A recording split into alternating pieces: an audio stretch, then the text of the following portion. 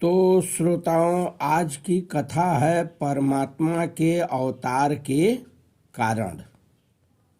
तो आइए आज की कथा यहीं से शुरू करें।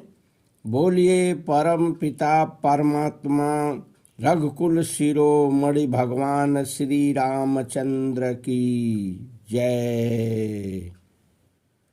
तो श्रोताओं, आपने पिछली कथा में सुना माता पार्वती ने शिव जी को प्रश्न पूछी थी। तो वही प्रश्न है यहाँ परमात्मा के अवतार के कारण। तो श्रोताओं, ये कथा जय विजय से शुरू होती है। श्रोताओं, जय विजय विष्णु भगवान के पार्षद थे, गेट पर रहते थे, रक्षा करते थे। ठीक है। तो एक बार नारद भगवान विष्णु भगवान से मिलने के लिए उनके धाम की तरफ पधारे। नारद भगवान वहाँ पहुँचे हैं, पार्षद गेट पर खड़े हैं। पार्षदों को कहे हैं, ऐ भाई विष्णु कहाँ है, हमें उनसे मिलना है। तो श्रोताओं, जब ऐसा शब्द सुने सब पार्षद लोग, ये जय विजय नाम के थे दो लोग, तो इन्होंने कहा विष्णु भगवान से मिलना है, लेकिन इस समय तो आप विष्णु से मिल नहीं सकते। तो नारद भगवान ने कहा क्यों नहीं मिल सकते? कहा क्योंकि इस समय वे शयन कक्ष में हैं, इस समय तो आप जा नहीं सकते। तो इस तरह दोनों में वार्तालाप होने लगा और बहस होने लगी। बहस बढ़ गई, बात काफ़ी बढ़ गई। अंत में जो है पार्षदों ने श्रोताओं कुछ कटु वचन नारद को कह दिए। तो उन्होंने कहा कि तुम नंग धड़ंग आए हो विष्णु भगवान से मिलने।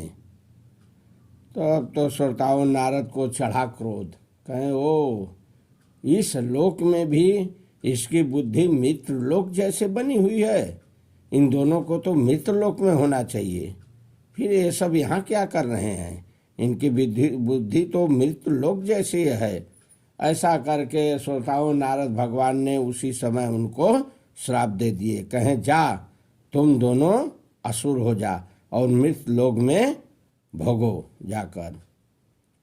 ऐसा श्राप दिए श्रोताओं। ऐसा श्राप सुनकर विष्णु भगवान दौड़े शयन कक्ष से आए। तब तक यहाँ नारद भगवान श्राप दे चुके थे। नारद भगवान से प्रार्थना करने लगे, विनय करने लगे कि आपने क्या किया मेरे पार्षदों को, ऐसा मत कीजिए, शापानुग्रह करने की कृपा करें, कष्ट करें। तो नारद मुनि ने कहा नहीं, ये हम ब्राह्मणों का श्राप अटल होता है, ये वापस नहीं हो सकता।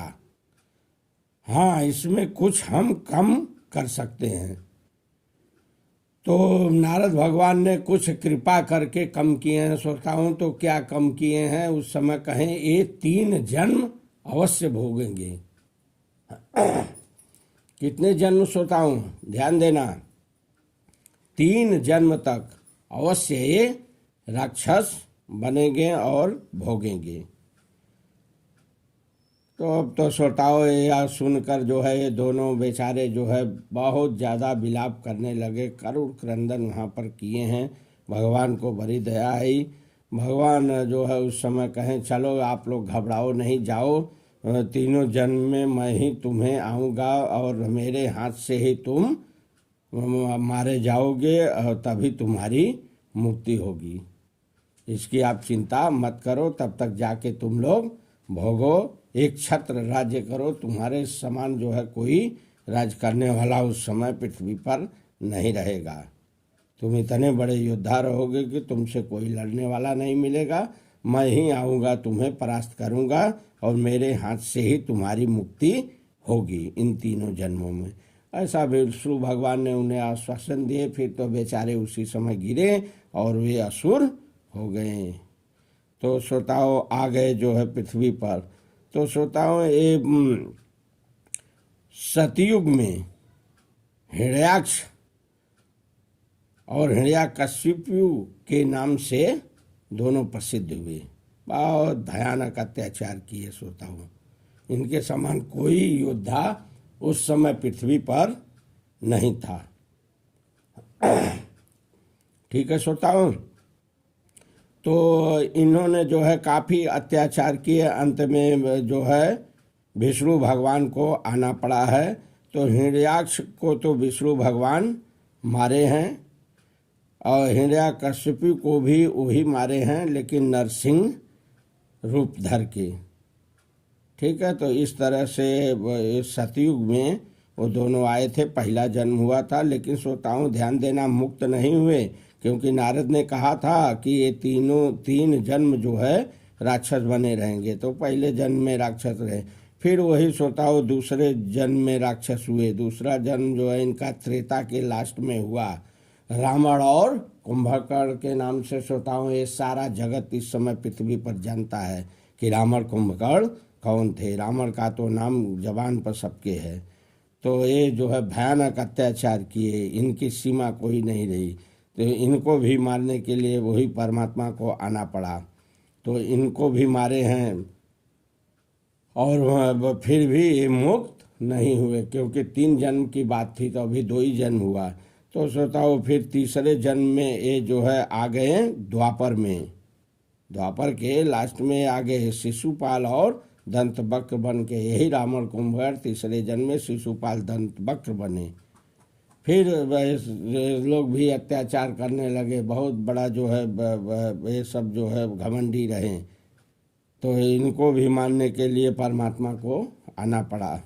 आए हैं परमात्मा, इनको भी चक्र से मारे हैं। शिशुपाल की मुड़ी काटे हैं ना चक्र से, तो शिशुपाल खुद परमात्मा में समा गया। इस तरह से जो है तीसरे जन्म में इन जो है दोनों की मुक्ति हुई, और ये पुनः बेचारे फिर जो है दिव्य रूप धारण करके परमात्मा के धाम में वहाँ जाकर फिर पार्षद बनकर तैयार हो गए रहने के लिए। तो बोलिए परम पिता परमात्मा विष्णु भगवान की जय। तो श्रोताओं कहने का मतलब पार्वती के प्रश्न का यहाँ एक निवारण हो गया। आप शिव जी कर दिए, आप अभी समझ गए कि जो है परमात्मा क्यों आते हैं पृथ्वी पर। तो इसलिए एक कल्प में ऐसे जो है परमात्मा पृथ्वी पर आए हैं। अब दूसरी कथा श्रोताओं यहाँ पर जो है आएगी जालंधर की। तो इसकी कथा मैं आपको अब समय को देखते हुए यहाँ पर कथा विराम करता हूँ। आगे जो है मैं जालंधर की कथा बताऊंगी कि इसके कारण जो है परमात्मा को पृथ्वी पर क्यों आना पड़ा। तब तक के लिए बोलिए जय श्री राम।